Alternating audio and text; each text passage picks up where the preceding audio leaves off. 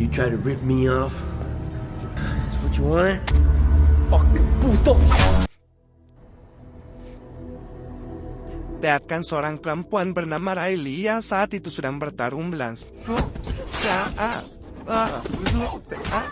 ia berhasil menghabisi anggota kartel tersebut.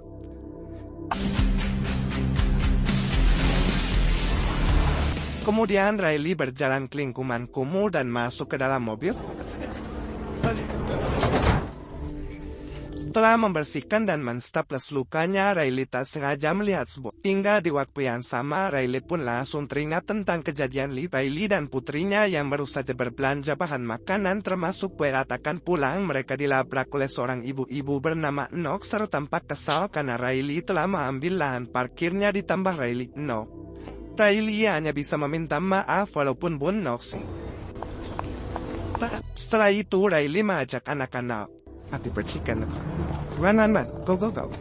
Akan diperkenalkan dengan suami Riley bernama Chris yang sedang berada di Tebeli dan anaknya pun datang menemui Chris. Di sini Riley ulang tahun anak mereka yang akan diadakan nanti malam. Sementara harus bekerja terlebih dahulu. Setelah Riley pergi, tiba-tiba Chris didatangi Ulman ingin mengajak Chris untuk melakukan perampokan ke rumah milik bos ekonomi. Si teman menjelaskan kalau Chris tidak usah. Namun Chris yang masih ragu, ia pun meminta waktu untuk memikirkan sekali. Memperlihatkan Riley yang kala itu baru sampai di tempat kerja. Pas sedang sakit sehingga mau tidak mau Riley harus bekerja lembur. Malam harinya setelah selesai bekerja, Riley pulang ke rumah. Tidak ada seorang pun dari teman anaknya yang datang ke acara ulang tahun tertulah Butnok yang saja membuat acara lebih mewah agar teman-teman anaknya tidak mau melihat anaknya bersup mendatangi saja sebuah karnaval. Pendengar hal itu usaha es krim peppermint kesukaannya. Lalu sebelum berangkat ke karnaval, Chris sempat memberi pesan diikut dalam merampok rumah bos kartel. Chris juga meminta macam yang lalu. Di sisi lain ternyata si teman sudah merampok sendirian. Ini dia si bos kartel yang dimaksud si teman. Sobur yang mendengar kalau Chris juga sempat ingin akuannya untuk menghabisi keluarga Chris. Setelah itu teman. Pada Chris, Riley dan anak mereka yang terlihat sedang bersenang-senang di acara bersama naik beca angkasa serta membeli es krim peppermint kesukaan.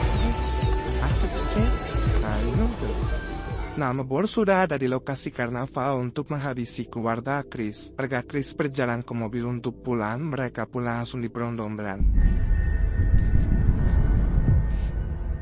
Langsung berdatangan untuk mengolah TKP. Lalu seorang detek mengutuk kejadian ini mengingat salah satu korban yang merupakan seorang bot. Chris dan anaknya harus tewas di tempat sementara Riley mengalami koma. Moses ia juga turut prihatin dengan kejadian tersebut. Komanya hingga ia langsung dihampiri oleh detektif Steno. Dia telah menangkap beberapa orang yang dicurigai sebagai pelaku. Ingat wajah dari pelaku penembakan tersebut. Riley menjauhnya betul dengan wajah mereka. Namun yang membuat Riley bili. Detektif Steno akhirnya menjelaskan kalau kejadian penembakan ingin merampok rumah bos kartel bernama Sobor. Kepolis Chris yang ditemukan di TKP. Tapi sayangnya pihak polisi masih sangat minim bukti. Very sorry for your loss. Singkatnya Riley Sureno untuk menunjukkan siapa pelaku yang telah menembak keluarganya mereka, ia pun segera menunjukkan 3 orang dan ketiga orang tersebut. Yes, I'm sure. Detektif Steno sedang berada di taman, dia pun dihampiri oleh Moses yang merakang kalau detektif Steno jangan terlalu berambisi ingin merangkap Son melainkan bos kartel paling kejam di Amerika. Bahkan siapapun polisi yang berani mengusik Sobor maka akan tewas dengan cara. Keesokan harinya keterangan seorang pengacara suruhan Sobor. Ternyata pengacara ikabut tuntutannya kepada 3 orang pelaku anak buah Sobor. Banding dengan uang berapapun tentu ia menolak. Bahkan Riley bersamaan dengan itu tak sengaja si pengacara melihat beberapa sebuah rencana. Get out of my house. Singkat waktu, persidangan pun digelar untuk nasib pengacara yang telah disuap oleh Sobur mati-matian dalam membela ketika pengacara menjelaskan kalau Riley pasti salah melihat tersangka, apalagi tambah Riley juga sempat mengalami gegar otak sehingga dipastikan Riley sidangan yang ternyata sudah disogok juga oleh Sobur. Ia pun tak mengendali kurangnya bukti. The defendant sober for trial. Keadilan Riley langsung mengamuk.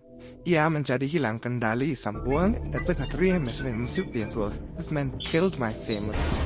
Si hakim yang kesal dengan tindakan Riley, ia pun menugas sakit jiwa. Saat Riley sedang di lokasi tersebut,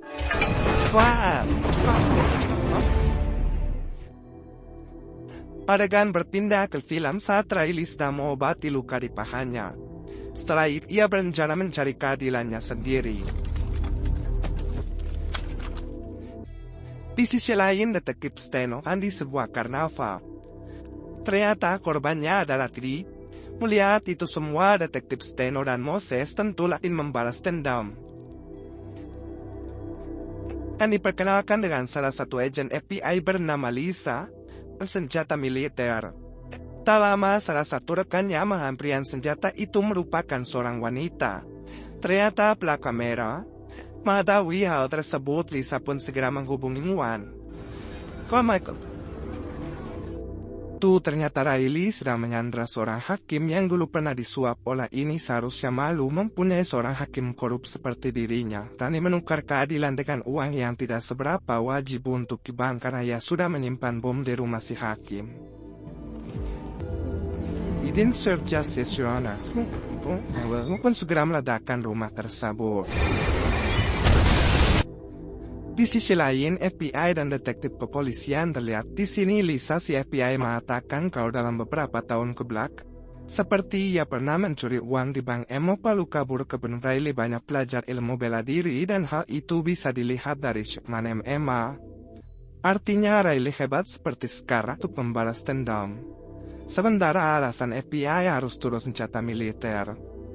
Bersamaan dengan itu, detektif yang tewas akibat ledakan bom. Ternyata bukan hanya si Sobur juga sekarang ikutan modar. Let's go wild with this. Adegan berpindah kepada Sobur si bos mafia yang sedang berbincang hilang secara tiba-tiba. Cerakan tampak sangat kesal, aku yang sudah mencuri barang haram tersebut. No bides kintifu. That's all this. Selang beberapa saat anak buah Sobur datang. Anak buah Sobur menjelaskan kalau hakim dan pengacara yang 5 tahun 14 orang dari anggotanya. Dan menurut informasi Pak Sobur pada akhirnya akan membuat sayembara untuk siapapun yang dikalti. Buat tempat pencucian uang milik Sobur dengan menyamar sebagai gembel yang berjaga di luar langsung mengusir Riley. Namun ketika setelah menghabisi waktu melihat keadaannya terlebih dahulu, sampai di suatu kesempatan.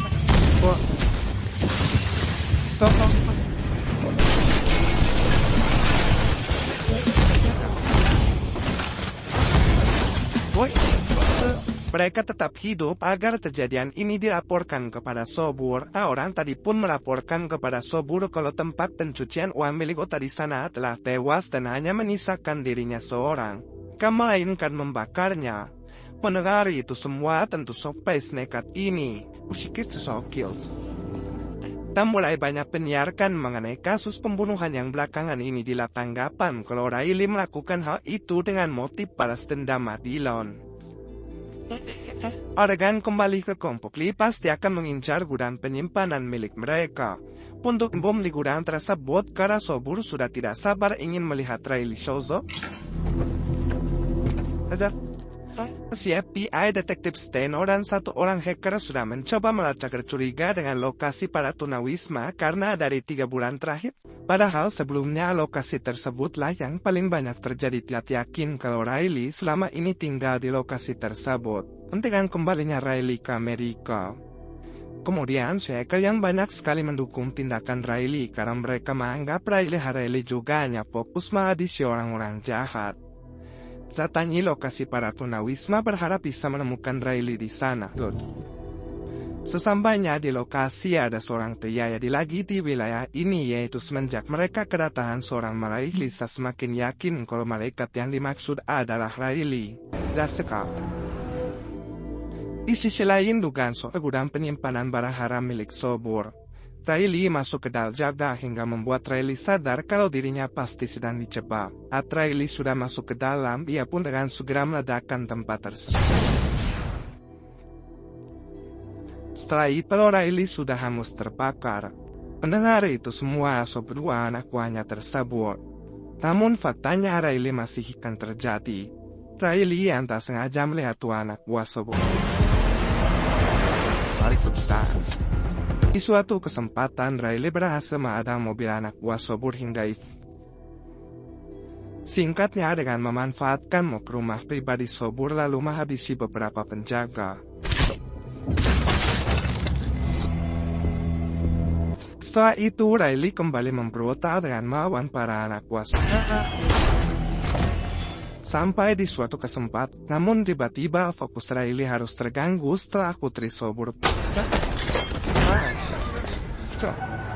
Yang sama terdengar suara sirine polisi hingga Riley memutuskan untuk. Riley ternyata kabur ke rumah Bu Nok dan Ahri. Ketika tersadar sementara Riley mengobati luka di perutnya dengan menggunakan pembal dalam keadaan terpojok, rupanya masih saja songong seperti dulu. Nok yang membuat Bu Nok ketakutan dan sampai pipis di dalam celana dan menakut-nakuti Bu Nok kalau rumahnya sudah ia pasangi bom. Di sisi lain, detektif Steno menghampiri para tunawisma. Di sini Lisa mengatakan kalau baru saja senjata militer. Ia yakin kalau mobil van itu milik Ra. Kemudian Lisa mengajak detektif Steno untuk bersembunyi sampai Riley hidup-hidup karena ia yakin Riley tahu banyak tentang kejahatan aksi untuk mengungkap semua kejahatan Sobur. Menengah kisah, Dor. Tes kongkol dengan Sobur si bos mafia. Setelah itu lokasi mobil van milik Riley. Mendengar hal itu, Sobur pun tegas ke lokasi tersebut. Boleh, Riley akhirnya sampai di lokasi para tunawisma melalui jalan belakang. Di dalam sebuah gudang karena luka di perutnya semakin parah.